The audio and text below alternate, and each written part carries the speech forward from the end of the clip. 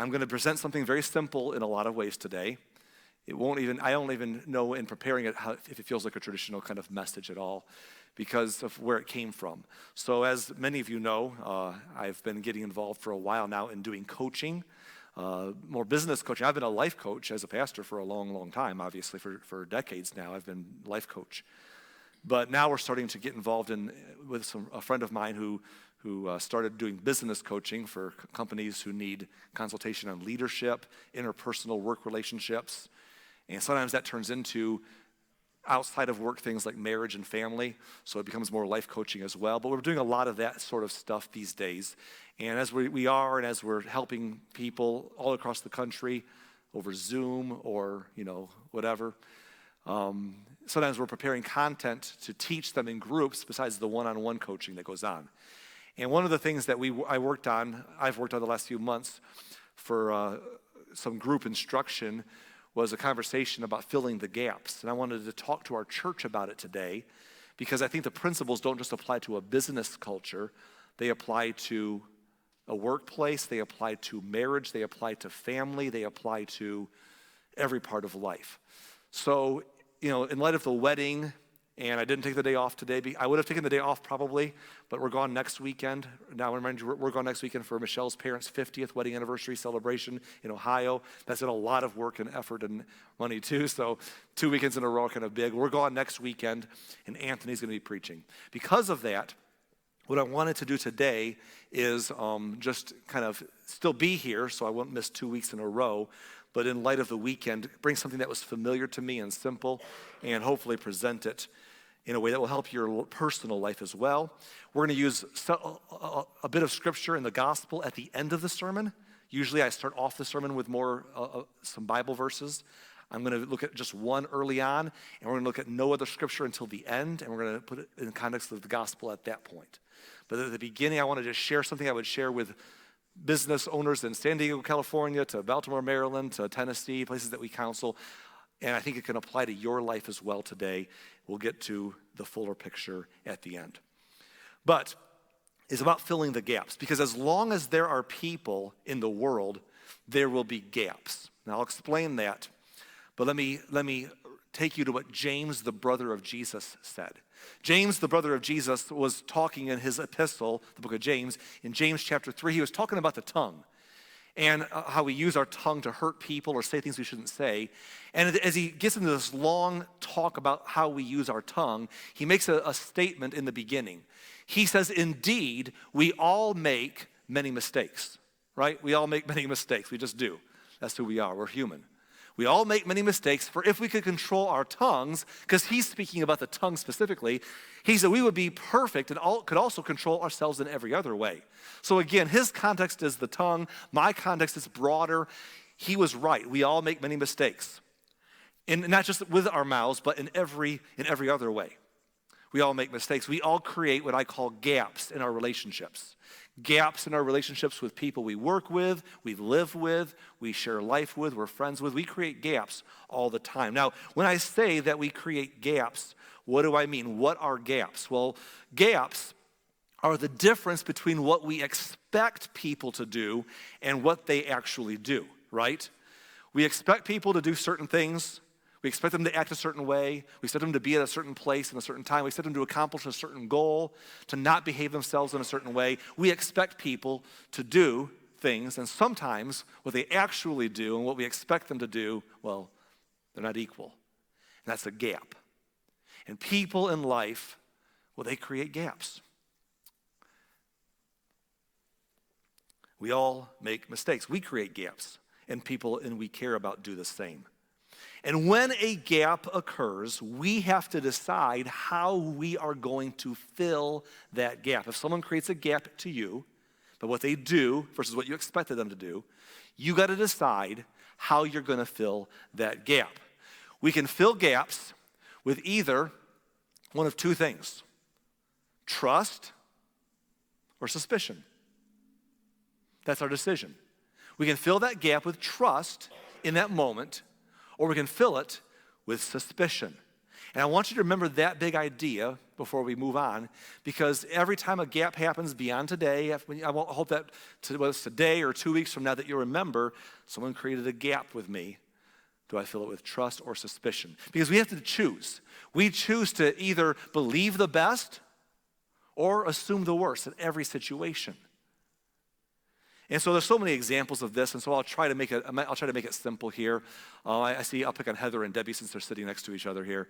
So they're a part of a team culture, maybe at work. They work together, let's just say. And Debbie shows up late to a meeting that Heather's running. And it's been, the meeting started at 9 o'clock, and Heather's conducting it, and Debbie's supposed to be there with the other team members, and she walks in at 9:15. That's a gap. The expectation was 9. Someone arrives at 9:15. That's a gap they created. Picture this at your job, Ben, with your employees. You'd be a perfect illustration for this. You have employees, you expect them to be there on time. They walk in 15 minutes late. It's rough. I should have used you, but I'm picking on you girls now. So what happens is at that moment, Heather has got a decision to make. She could either say, well, something must have happened with the kids this morning, and held her back because she had something that came up that helped her from getting here on time. I know Debbie. If she could have been here early or on time, she would have been here for sure. I just know that's what she would have done. She's a good person, and she makes an effort, and something happened on the road. I don't know, but there's a good reason. Or Heather can say in that moment, hey, Debbie, she really lacks character. She just probably hit the snooze bar too many times again. I'll tell you what I think about that. Her problem is she doesn't value me. She doesn't value this meeting. That's the problem. Do you see what I'm saying? In that moment, she could have filled that gap with trust or with suspicion. And if you're a person who your natural go-to is suspicion, you're already sitting there hearing me say this with the yeah buts. Everyone has the yeah buts. Yeah, but what if they don't deserve? We'll talk about some of that in a moment. But I think the problem is our go-to is to fill it with suspicion when someone creates a gap. And I'm saying we have a decision to make, and we ought to fill it with trust. Here's why. Because if the next week in that story, Heather comes in late to something, she is going to be thinking, well, it's because of what happened this morning that was out of my control. There's a reason for it. And would assume that that's understood, but do we extend it to somebody else? So there's a term for that in the human psyche. Psychologists use this term. I'm going to give you a term that you may have never heard of before, but it's an explanation psychologically for how we deal with the cognitive dissonance in our brains. The term is the fundamental attribution error. How many of you have heard of fundamental attribution error before? Be honest, anybody here know that's a familiar term? Okay, good, then I'm not wasting your time. So fundamental attribution error, what does that mean? It's a term to describe a human behavior. What it is, the fundamental attribution error is the tendency of human beings to attribute the negative or frustrating behaviors of their colleagues to their intentions or their personalities. They did that to me because they're not a good person. They have bad character. They don't respect me. They assign their coworkers, their other person, their friends, negative or frustrating behaviors to their intentions or personalities. That's why they showed up late. That's why they did this thing or whatever. While attributing their own negative or frustrating behaviors to environmental factors. There was an accident on the road. I got a lot going on. My kids are struggling. It could be 1,000 things. See, my frustrations that I cause are because of environmental factors, but yours, well, that's a personality problem. And this is a fundamental attribution error, and it happens so easily. And even if we would look at that and say, oh, I don't do that or don't want to do that, probably most of us at some point have done that. We've walked in expecting people to understand our mitigating circumstances of life and how we acted or how we were emotionally that day or something that was off. But we also struggle to give that same perspective to other people because we figure there must be a different reason. And it's a big, big deal. Because at some point we have to decide, and then even this personal too, we'll think it's because they don't like me. I'm going to judge their character. This applies to work and it applies to business, obviously, and that's where I've often used it in my world. But this applies to marriage, right? This applies to your children. This applies to your parents. This applies to your church relationships, your faith community, your friend circles. So let's just go down that path. In your marriage, your spouse comes in one day and they kind of snip at you because they're a little on edge and they just say something sharp or too pointed, and you're like, well, watch your tone. And your tendency is to think they're talking that way because they got a problem. They have an anger. They have a problem. And they don't respect me and they don't care. Whereas if if you turn around and do the same thing to them, you walk in and you're a little short, you're like, well, they need to understand I have a lot of stress on my plate. It's been a rough day. There's a hair in my contact lens. There's a reason, environmentally, why I'm that way, so you got to give me some grace here. But it's because you don't care. That's a fundamental attribution error. If your spouse comes in and they walk past you without acknowledging you or saying hi, or they just seem inconsiderate or just dismissive, and you're like, it's because they don't love me. But if you do it, it's because I'm sorry, I was distracted, there's a lot going on. And so it could be 1,000 things. And so it's so important that we understand that it's naturally human we are offended. In fact, when we create a gap and someone doesn't fill it with trust, that creates a gap. We're like, I'm offended that you didn't trust me. But then at the same time, we expect people to believe the best about our intentions, but we sometimes struggle to give them the same grace back because we're thinking, well, I don't know why you did that, but I think it might be because you don't care or you have bad character. This is the wrestling match that we're talking about in our hearts today. Now, it's important to do this with our children. And I know, so you want to believe the worst because they only did that because they're bad. Maybe they're your young children, maybe they're your teens, maybe they're your adult children. And you're like, they're just doing that. They don't respect, my name and, my feelings and whatever. Maybe they're just trying to figure out their own life right now. Maybe there's something a little less ominous than you're suspicioning. Or your parents are like, they won't let me go to that party because they hate me. Maybe they're looking out for me. Maybe they're protecting me. Maybe they see it differently than I do. I don't agree, but their heart is coming from a right angle instead of being horrible. When your parents create a gap, when your kids create a gap, when your spouse creates a gap, you can choose to put trust as the motive for that gap, or suspicion can fill that gap. And it's important for the sake of, in church relationships, in faith community, in your family circles, and everything we do, it's important to find the space to place trust in our gaps. Now, I'm saying that for a reason, because, and I'll get to some application here, but here's the thing. It's not just important to do it in my heart. It's not just important to do it here, it's important to do it vocally. For example, sometimes in a culture, maybe a work situation or a church body or in your family, someone creates a gap and you're trying to put trust in that gap, but someone else in the family or someone else at the job or someone else in the church or your friend group, that person fills that gap with suspicion out loud. They're like, can you believe that person over there? Can you believe what they did? And they put suspicion there. They're not a good person. They don't care. And they fill it with suspicion. And you say, well, I wouldn't have done that. I wouldn't have said that. I was trying to put trust in their gap. Right? What's important in that moment is to not sit back and quietly feel good about yourself and say, hey, I didn't say those. I was thinking maybe the suspicious thoughts, but I was trying to give them trust, but I'm glad that they said it. Or I'm glad I didn't say I didn't bring up suspicion. What you have to do is not just fill their gap with trust in your own heart, but to step up publicly and when someone else is putting suspicion in someone else's gap, say, hold on now, time out. We don't know the whole story. Wait, time out. There's more going on. Wait, hold on. I know them. We know them. They're a good person. Wait, we might be missing some details. And you step in publicly when someone's putting suspicion there, and you pull it and put trust there. You say, why should I do that? I'm not the leader. Maybe I'm a child in my house, and my siblings are upset, and I'm not the leader. Maybe I'm an employee at my job. I'm not the leader. I'm not in charge of the small group that's grumbling in my faith community, whatever. So why should I? Because you don't have to be in charge to lead. And we can lead a better culture from wherever we sit by saying, hey, hold on now. There's a better way to approach this. And publicly to put trust, because here's why. You are creating a culture, and this is, please follow with me as we set the stage. You are creating a culture.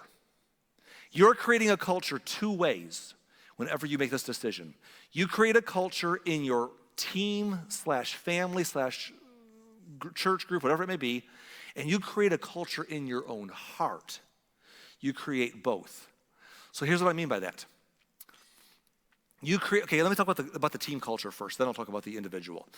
You create a culture in your team every time that you choose suspicion over trust. Because how many of you like to go to a job? How many of you like to go to work? And every single person at work is always on pins and needles, because whenever someone messes up, everyone's all like, I can't believe them, and I know why they did that. Isn't that a fun place to work? Everyone loves that job. But isn't it great to be in a culture at work where everyone is always believing the best, supports each other? When someone falls short, they say, hey, that's okay. I'm sure there's a story behind it, but we're going forward. That you know that there's grace, that there's people out there that are willing to step in that space and put trust where you create gaps. Versus saying, if I ever mess up, oh my goodness, heads will roll because they're going to dress me down, right? That's the fear. Now, let me turn that around real quick. What if, on the flip side of that coin, picture your home. Let me go to your house first. Imagine going to home, and some of you don't have to imagine that, maybe, I hope not, but you go home and everyone's on pins and needles. If I say it just the wrong way, if I don't bring this up the right way, if I misstep, it's going to be bad. What kind of culture is that to live in? But when you go there and you just say, hey, we're okay. We know we love each other. We may have a bad moment, but we know we love each other. We got each other's backs. It's a culture. It's a culture at home. It's a culture at work. It's a culture at church. If you've been to a church before where I've been around a long time in the church world, there are places where people come to worship and there's dissension and there's always criticisms and there's always thinking the worst, and you almost go there with a knot in your stomach because you don't know what's being said or thought by somebody else. And we can't be vulnerable and we can't have gaps. Boy, that's miserable.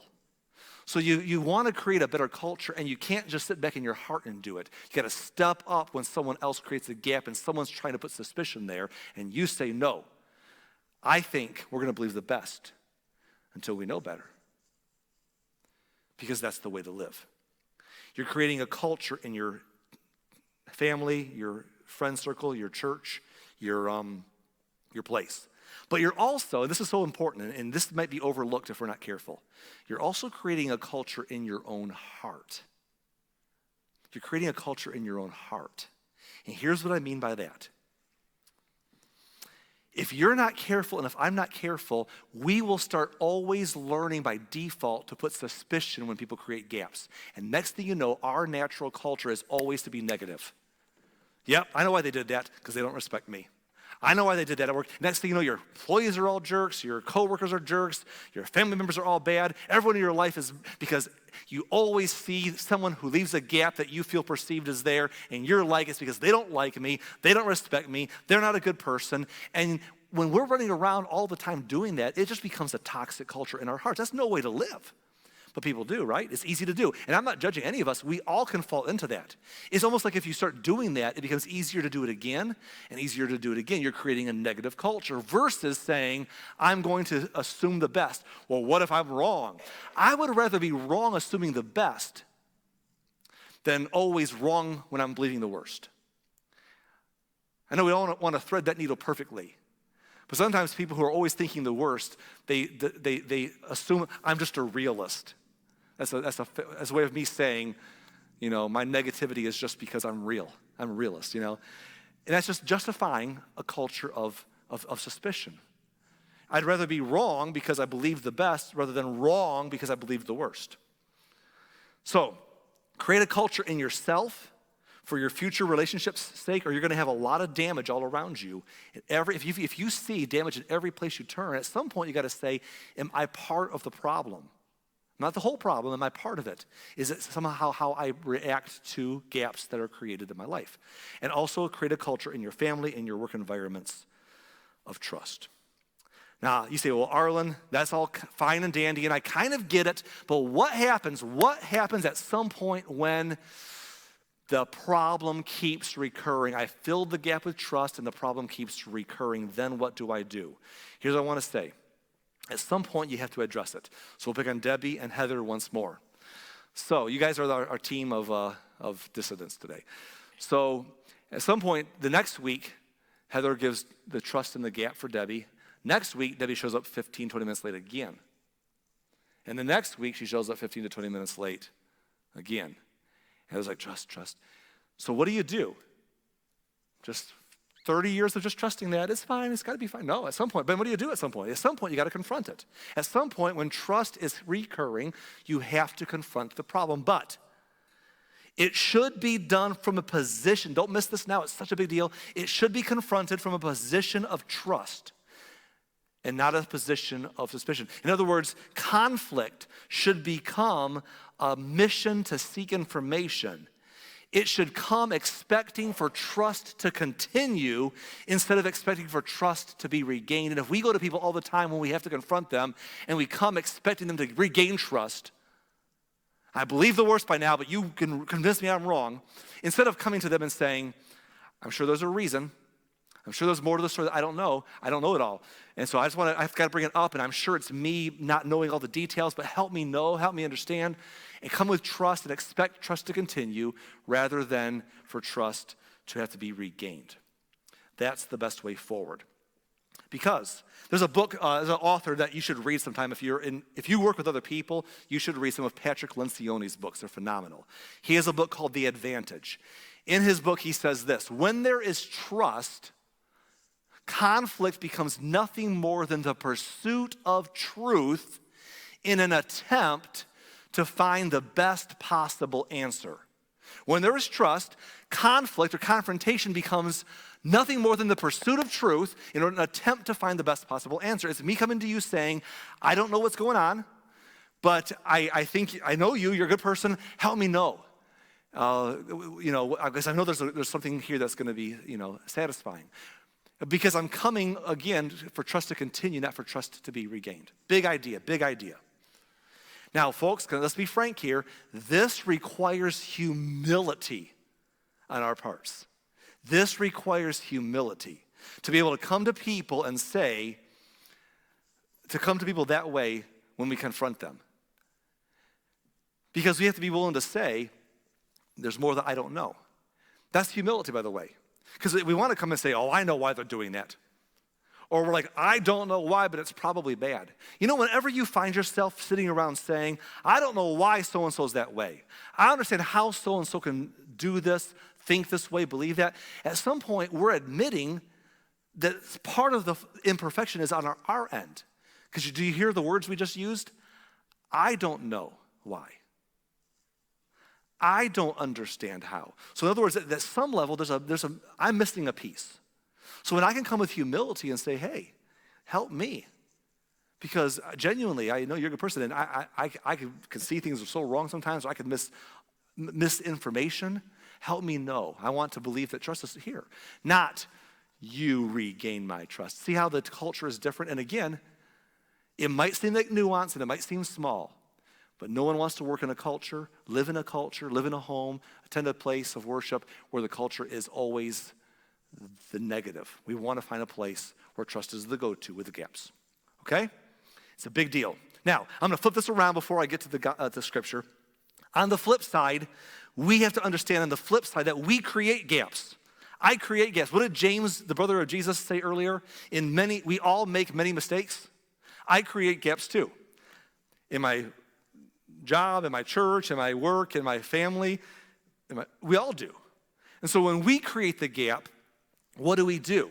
Well, what I'm not wanting you to do is to sit there today and say, good, I'm going to keep on creating gaps. And they better listen to Arlen's message. And if they didn't, I'll send them a copy. They need to put trust in my gap I'm creating. That's not the way forward.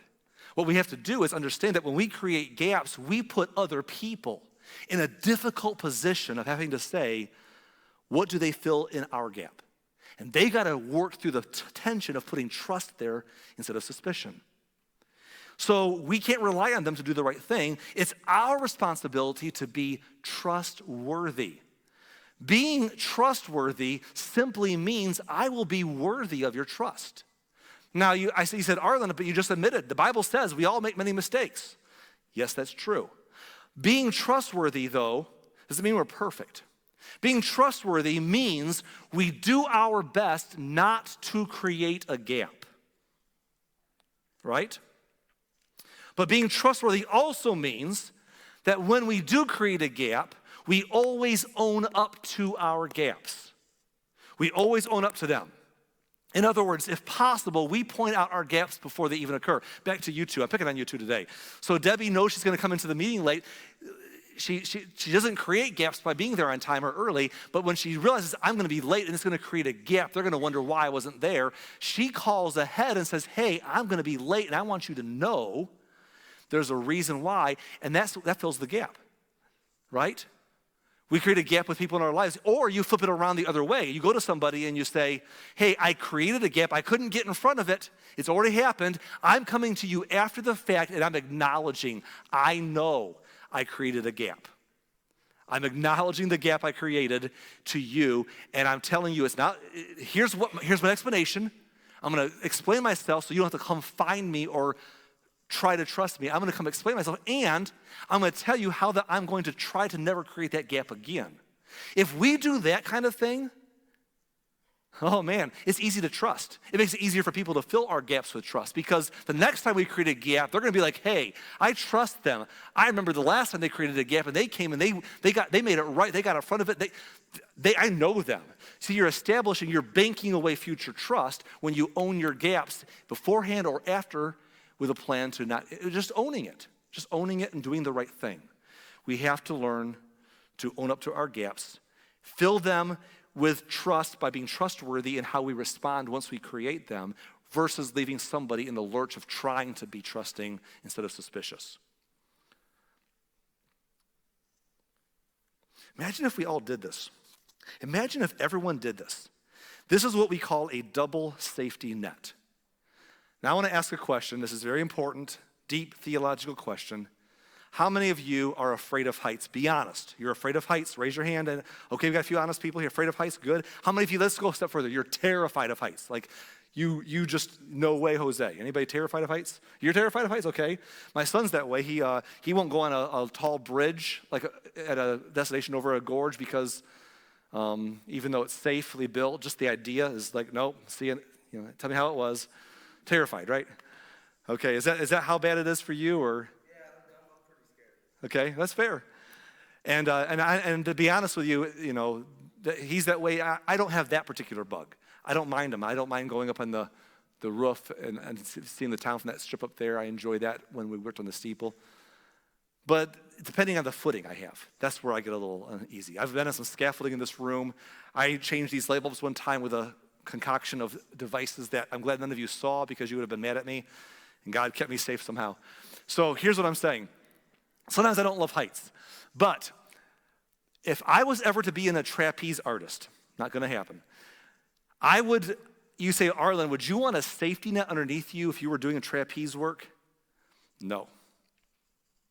I would want 2 safety nets beneath me on the trapeze, right? I want 2. I want one in case the one breaks, the other one's going to be okay. You know what I'm saying? Like a double safety net's the way to live. And that's what I'm talking about today.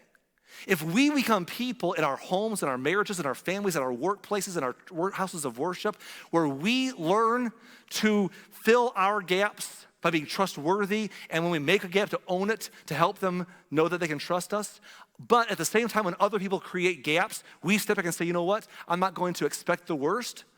I'm going to believe the best. And we put trust in their gaps rather than suspicion.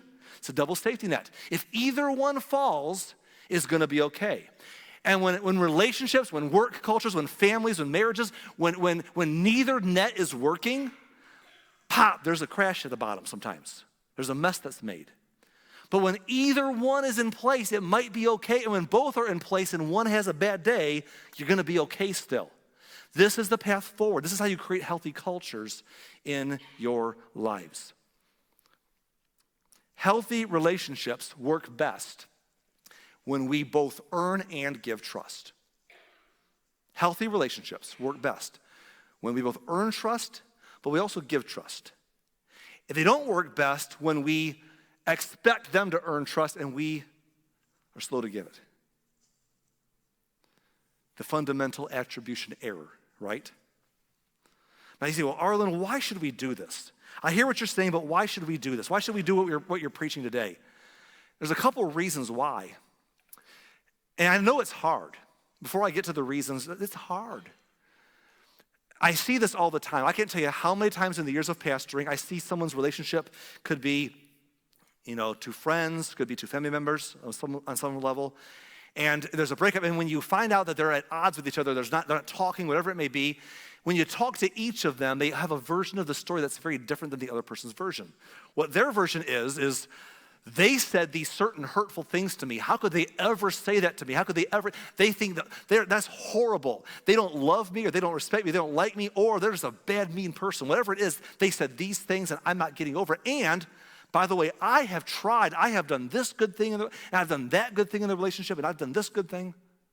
But yes, the other person, and they're saying, that person said this hurtful thing, or did that hurtful thing, or that hurtful thing. How could they ever do that? And I have tried. I've done this good thing and this good thing. And when you're in the spot of trying to help them, you're like, well, you also said some hurtful things.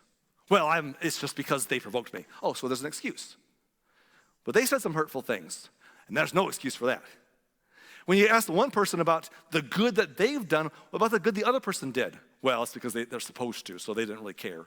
There's just a sense of not playing this game very honestly. And I know it's hard, but we've got to learn. And look, I understand how hard it can be when people in your life hurt you, but we are all better off when we create a personal culture of trust in general in life, even though people have burned us before, and we create a general set of suspicion, and when we work to be trustworthy in the first place.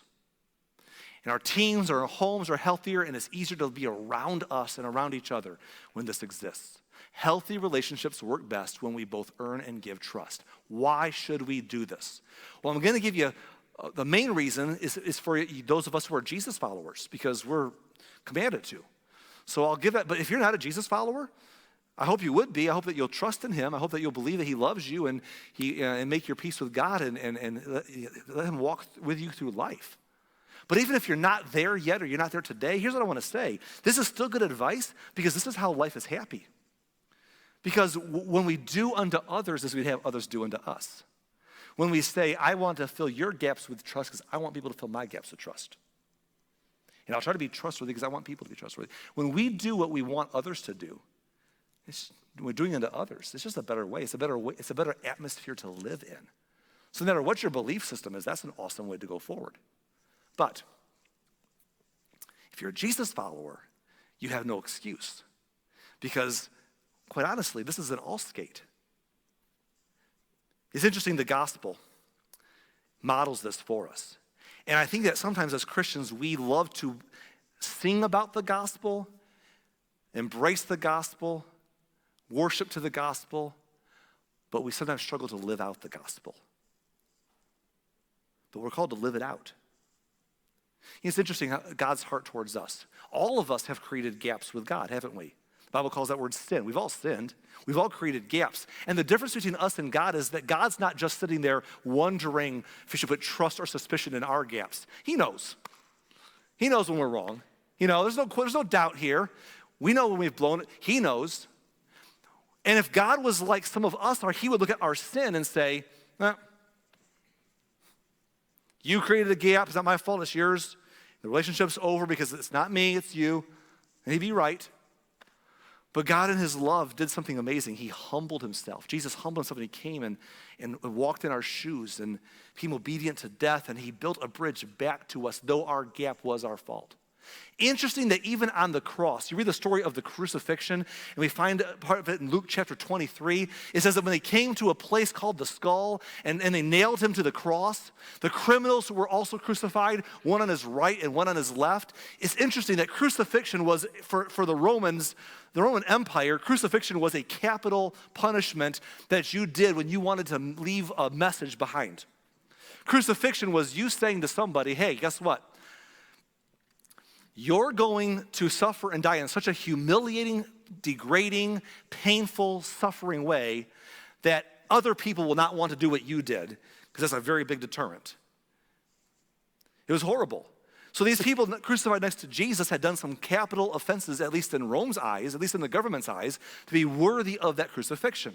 But not Jesus. Jesus was turned over out of spite. His own people turned against him. The crowd, crucify him, right? And the religious leaders were jealous of his influence, and they said, let's get him out of here. And he's being crucified in innocence next to the people who were getting crucified for capital offenses. And he's dying on the cross.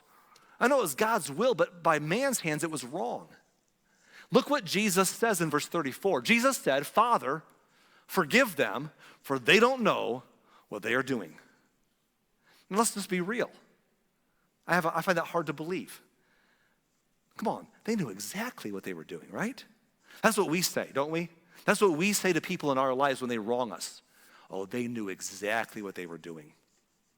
When she did that, when he said that, when she didn't do this, they knew exactly what they were doing to me. That's what we think. When people create gaps, we're always like, not always like, we tend to be like, sometimes saying, they knew. Here's Jesus on the cross. I mean, how could it be misconstrued what they were doing? And he's like, Father, forgive them, for they don't know what they're doing. What? And what he was saying was, yes, there's no doubt what they're doing is wrong. But they don't understand the spiritual story going on behind the scenes. They don't understand the gospel being played out. They don't understand the bigger story. They don't know what's really at stake. They don't get it. Some of them are worked up by the mob. Some people have been turned aside to be upset. Some people are they don't see it. Even in their bad behavior, there's a blindness that has driven it. And so I'm going to find a grace somehow in this moment to say, Father, forgive them. That's remarkable. But Jesus was portraying, not just in this case, but over and over again, was portraying an attitude from God because he was God. He was God in a bod, right? It was the Word made flesh. And he was portraying for us what God the Father has always been about. In fact, I love what Psalms 103 says. Psalms 103:13 says, the Lord is like a father to his children. Great statement for Father's Day. The Lord is like a father to his children, tender and compassionate toward those who fear him. Don't miss verse 14. For he knows how weak we are. He remembers that we are only dust. That our Heavenly Father looks at us when we just downright mess up, when we create gaps. And he's like, well, you're human. Pole buddy's perfect. He's not excusing, dismissing the seriousness of wrongdoing. He's saying, I know, you're flawed. You're not perfect. Hey, you're only dust. In other words, that's a demeaning, like you're just mere dust. He's saying, it's hard. Being human, we all blow it sometimes. We do things wrong. It's like you hopefully do to your kids. That's what the previous verse said, you fathers. Like he's like a father. Hopefully when your kids are little, you're like, child, don't you understand the algebraic significance of how this impacts the overall general budget of the next? We look at them and saying, well, you're young. You don't understand yet. And it should temper our attitudes versus being harsh. And God, as a father, looks at us and says, you're not me. You're not that awesome. You're not that perfect. I love you, but I know you're going to make mistakes. And Jesus modeled this. He modeled it over and over. He taught it to his disciples to say, Father, Jesus, how many times should I deal with my brother offends me and I have to make it right with him? How many times? As many times as necessary. So this was a Jesus teaching, Jesus living, Jesus on the cross moment that he taught. In fact, before Jesus was crucified, in his last hours together with his disciples, the night he would be arrested, Jesus sat down to have a last meal with them, and during the meal, he taught them his final instructions. These are the things that mattered before he went to the cross. And in that talk, he makes a statement that I love. In John 13:15, he says, I have given you an example to follow. Do as I have done to you. And that's why I said earlier that when it comes to how we treat people who create gaps in our life, if I'm not a Jesus follower, it's still a good way to live. But if we're Jesus followers, if we claim to be believers and we're Christian, it's an all skate. We've been given an example to follow. We're to do as he has done for us. It's a good principle in life to do to others as I wish they would do to me. But a better principle as a follower of Christ is to do as Jesus has done for me. is for me to live out the gospel in my relationships. And living out the gospel says, if God can take my shortcomings and fill that with grace, if Jesus could humble himself and become obedient to death to build a bridge relationally back to me, despite the gaps I created, then I can look at my coworker or my fellow person in my worship center or in my friend circle who disappoints my expectations and creates a gap. And I am not God. I might actually be wrong about how I see this. But if God can do that for me, I can definitely fill their gap with trust instead of suspicion. And if it's recurring, I'll confront it with trust to find knowledge to keep going forward. And I'm going to work my life not to be a person who runs around on one side trying to somehow believe that God has grace for me while running around suspicious all the time. I believe this about you, and some of us, this might be close to where you're struggling today. If you're the kind of person who runs around always putting suspicion when people create gaps in your life, that's just because you've been hurt before, because this is how you are, and that's just your go-to. You are probably someone who also struggles to really believe that God loves you and he's got grace for you. Because it's hard to believe that for yourself when we don't offer it. It's just hard to believe it. And for your own sake, when we go forward and when we let people who create gaps, our go-to is trust. Until it's proven otherwise, until it's exhausted. We always start with trust. We stick with trust as long as possible with people. What you'll do is you'll get it wrong sometimes. You'll trust someone they shouldn't have trusted, but it's better than always being the opposite person. But if you'll do that along the way and you'll fill it with trust, here's what will happen. You'll be able to go to God and say, God, it's hard sometimes, but this is what you've done for me. And it's easier to believe that someone could do it for you when you model it. So living out the gospel will make the gospel more real to you. It'll make it more believable because you'll see and you'll appreciate what Jesus did because you'll know how hard it can be. But it's the only path forward. It's the only way to create a culture worth living in at home, at work, at church, or any other place in your life. And it's what Jesus modeled for us. So I'm going to close and encourage you to do that. Here's what we're going to do. I'm going to pray with you. I'm going to read a couple of questions for reflection. We're going to pray and have a time to worship. But here's some questions to take home with you. If you're by yourself, reflect on these questions at home this week. If you are in marriage, discuss them with your spouse. If you're in a family, discuss it with your family. If you're in a small group, find somebody to do this with. But here's some questions for reflection. Question one is this: are there people in your life that you have a difficult time trusting?